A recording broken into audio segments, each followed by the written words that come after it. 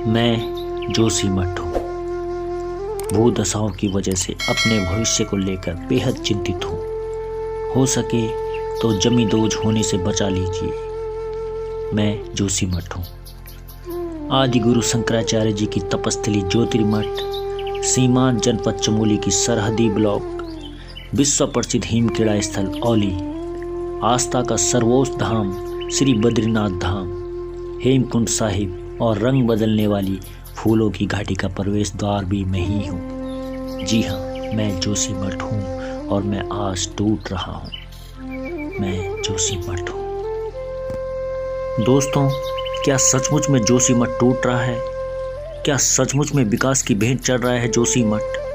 क्या सचमुच में जोशीमठ के पहाड़ों में और आसपास के गांवों घरों में पड़ रही दरारों की वजह वहां चल रही बहुमुखी परियोजनाएं हैं, या अत्यधिक पर्यटकों का आना है?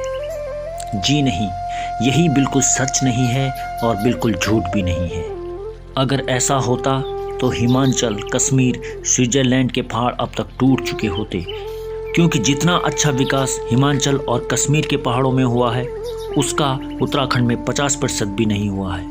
मगर इस बात को भी बिल्कुल नहीं नकारा जा सकता कि प्रकृति से छेड़छाड़ अगर एक हद से ज़्यादा होती है तो प्रकृति को नुकसान जरूर होता है।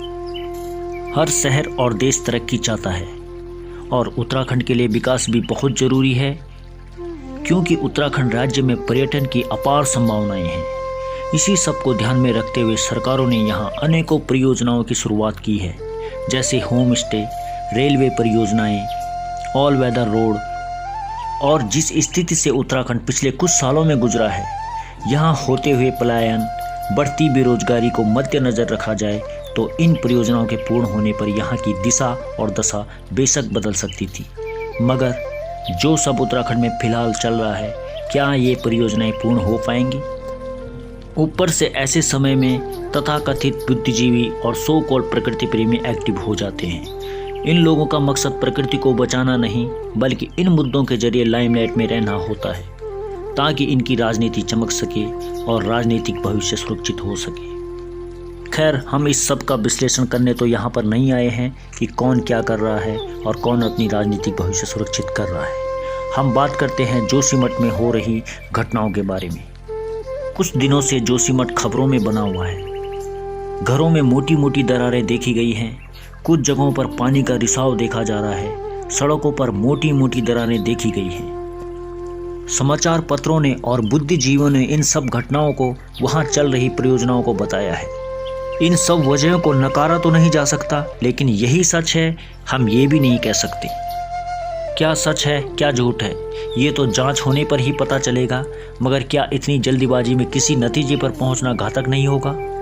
क्योंकि अगर बिना जांच के इसे मानवीय छेड़छाड़ घोषित कर दिया जाए तो असल वजह कहीं छुप जाएगी और फिर भविष्य में हमें पता ही नहीं चल पाएगा कि इसकी असल वजह क्या है। इससे भविष्य में आ रही आपदा भी छुपा दी जाएगी।